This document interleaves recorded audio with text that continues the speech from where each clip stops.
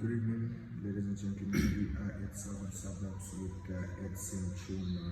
Edson, how are you doing today? Wonderful. Every day is a good day. God bless me. I see I just interrupted your training section. Were you preparing for the Gauteng when you're training? Yeah, in this business, you have to stay fit. You have to stay on your toes. You gotta keep pushing. So yeah, man, I was training, getting fit. So Edson, so you once participated at the novice championships. How do you feel about that? It was very good. Good experience. Got to test myself. Also gave me good motivation to just improve my game as well. Okay, Edson, so we see you're also going for the Gautengs in like 2 weeks from now. Are you prepared, and what are your goals for the Gautengs this year? Since it will be your first time you and Ethan representing Fortune side Southern Suburbs after some years. And how do you feel about that? To be honest, very nervous. Very nervous because it is my first time. So in my head, I have to keep pushing, prove to myself more than anything. Because the Gautengs, it's kind of a big deal. So I don't want to disappoint. I don't want to disappoint. Let me say that. I don't want to disappoint.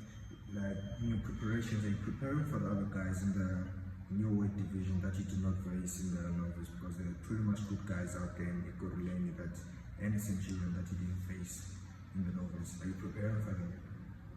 I'm preparing for everyone. You can't just prepare for like one guy. It's boxing, The unexpected. You have to expect the unexpected. So I'm just preparing for everyone.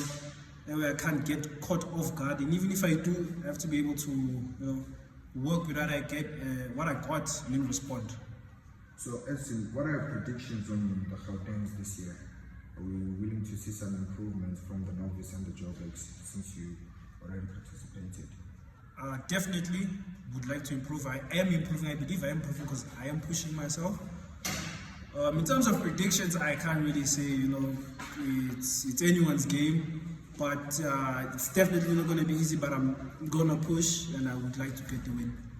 So what do you expect when you just step into the ring, you see your opponent in the other corner, you're just looking in there straight in the eye, So what do you expect between you and your opponent? I expect myself to outbox him, outwork him. I'm going to expect more of myself, more than him. It's me versus me, so I'm just going to have to focus on that. Oh, so you're going to focus on that. Are there any special techniques that you're working on at the gym? You see, you train with who fought for the world champion also, Edson? Are there any special techniques that is preparing you for? I'm mostly refining my skill and technique. So in terms of special skills and techniques, no, but no specific special techniques. We're just working on refining the skill, refining the techniques that I already have, and building onto it just to become a bit more sharper, more cleaner and technical with it. So what motivates you to continue training every day, to continue boxing the way you box? You in a gym, at the back of you there's Paul Kamanga, I don't know the other guy, but what motivates you? What motivates me? Who motivates you in general? At the gym or outside the gym, or amongst the people that you watch on the phone or the coaches that you watch? I'd say I don't want to disappoint myself, so I can't have to push myself, but then also there are other people that do motivate me, like my family members, because it would be devastating for them to find out that I'm getting beaten and losing. I'd rather get beaten and still win. So and also another person that motivates me is Dimitri Bivol, like his mindset and how he fights. It's also a motivation. Okay, Edson. What are your career goals? Are you willing to turn pro in the next few years, or you want to first box in the World Games, African Games, and then Olympics? What are your career goals?